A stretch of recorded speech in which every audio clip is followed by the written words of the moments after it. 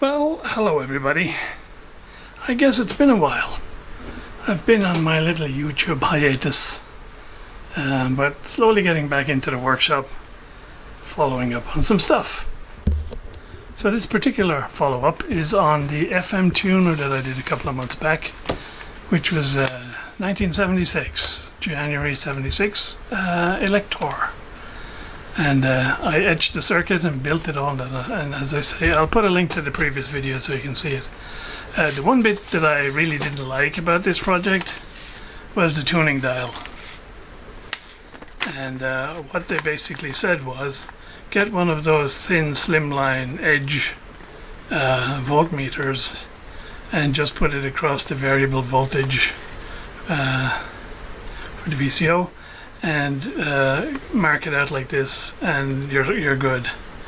And so you have like a tiny little screen that you wouldn't even put in one of those 1960s transistor radios. So I thought, so I built it, and I had the slots for the tuning LEDs and for the stereo mono LED, but nothing for the dial. And so I thought about various possible ways of doing it with linear actuators and all sorts of stuff, and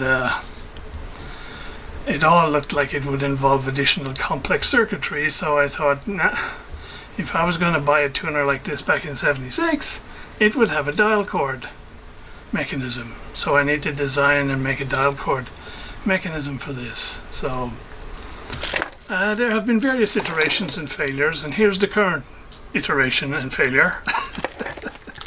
So the idea is to take the tuning pot and move it back out of the way so that I can put an additional plate in front here. And this plate is going to be effectively the back of the tuning dial. And then I 3D printed some V pulleys and dial cord with a spring, and it doesn't work. It doesn't work for a couple of reasons.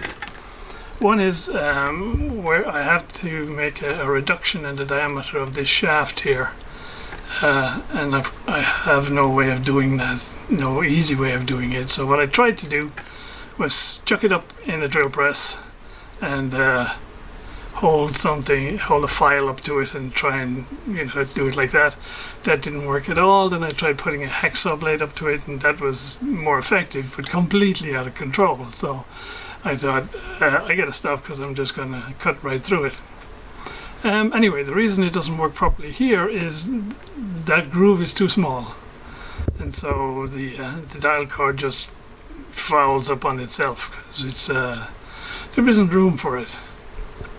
And also how the extension shaft fits onto the shaft on the tuning pot is not exactly concentric, because I just use a heat shrink, and of course heat shrink, when you first heat it on one side, it'll tend to pull the shaft either that way or the opposite way. So yeah, so that's where it got to, but it has potential.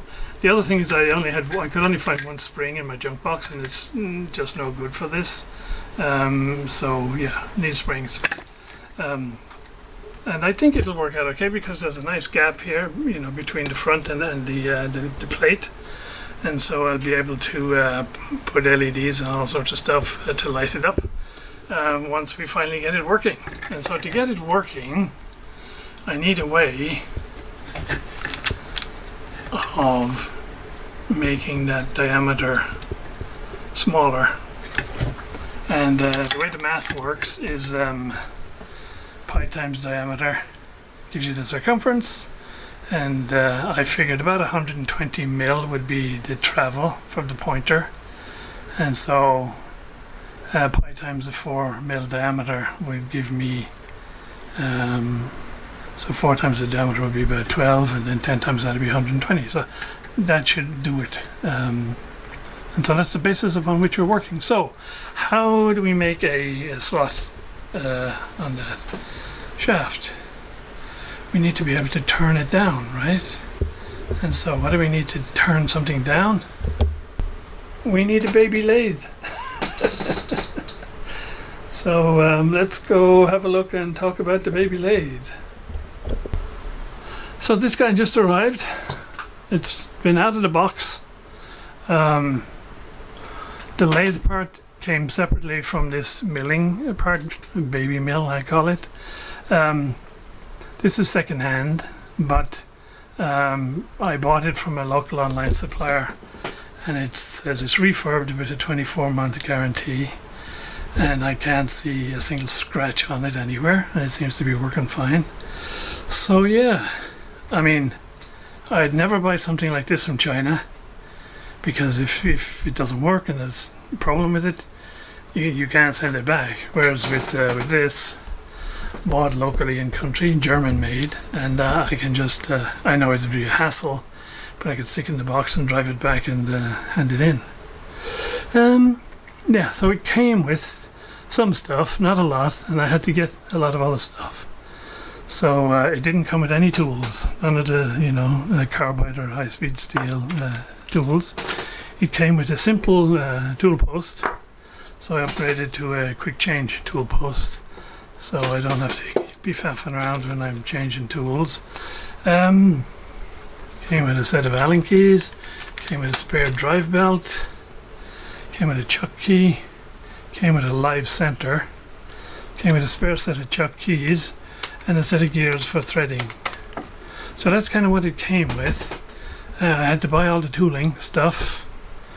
I bought a drill chuck to go in the end stock instead of the live center, and so hence the chuck key and stuff like that. So yeah, so the plan is to mess around with this guy, and when I feel comfortable with it, to remake that shaft for the pot in the tuner, and get back into it and see where we go from there. I will say I'm impressed with this lathe, because I did run out tests on it, and there's virtually zero run out on the chuck here. Easily a 1 micron.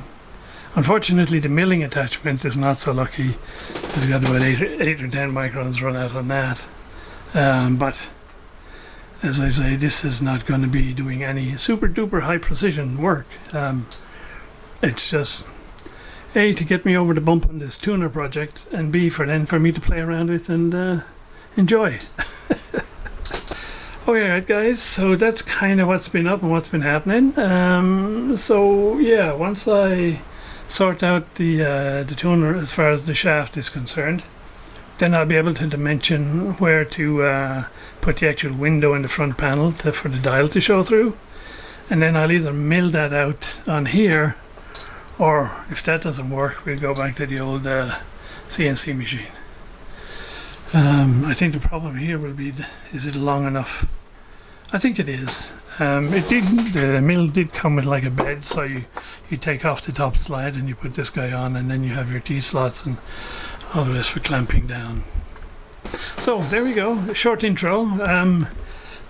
It's heatwave time, so apologies for the noise of the fan running, but yeah, I don't think I'd last in here very long without the fan on. And yeah, hopefully we're getting back into stuff in the workshop. I probably haven't been in the workshop much for all of 6 months, for reasons. Anyway guys, that's it for now. A new chapter beginning, and more to come, hopefully in a very short while.